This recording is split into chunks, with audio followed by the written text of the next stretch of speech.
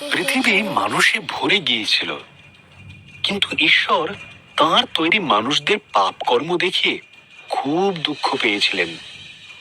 তিনি তাদের ধ্বংস করার জন্য মহাপ্লাবন ঘটানোর সিদ্ধান্ত নিলেন। সেই সময়ে নোহ নামে এক লোক ছিলেন, যিনি বাকি লোকেদের মতো ছিলেন না। নোহ ঈশ্বরকে ভালোবাসতেন এবং তাঁর বাধ্য ছিলেন।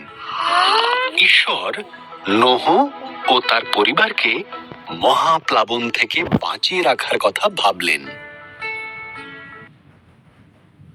ঈশ্বর নোহকে মহাপ্লাবন থেকে সাবধান করলেন।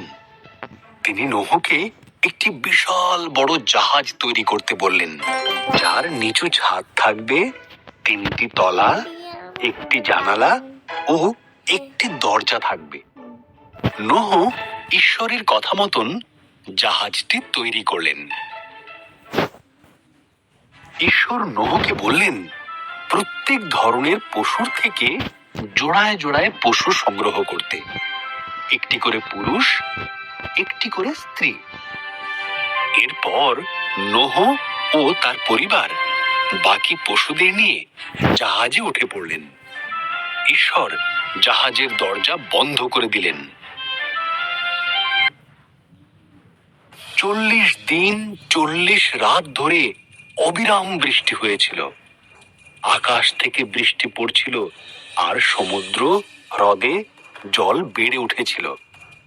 এর ফলে পৃথিবীর উচ্চতম পর্বতগুলিও মহাপ্লাবনে ডুবে গিয়েছিল। এই অবস্থায় নোহ আর তার পরিবার ও অন্যান্য পশুরা জাহাজে নিরাপদে ছিল এবং তাদের জাহাজ মহাপ্লাবনে ভাসছিল।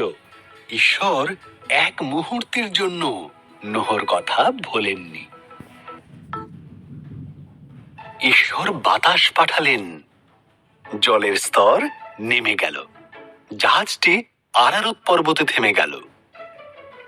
নোহ একটি ঘুঘু পাখিকে বাইরে ছেড়ে দিলেন। যখন পাখিটি আর ফিরল না, তখন তিনি বুঝতে পারলেন পাখিটি এখন নিরাপদে আছে।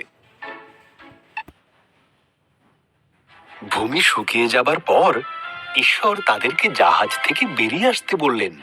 তিনি আকাশে প্রতিজ্ঞা স্বরূপ একটি মেঘধনু বানালেন, এই কারণে যে তিনি আর কখনো পৃথিবীতে মহাপ্লাবন আনবেন না।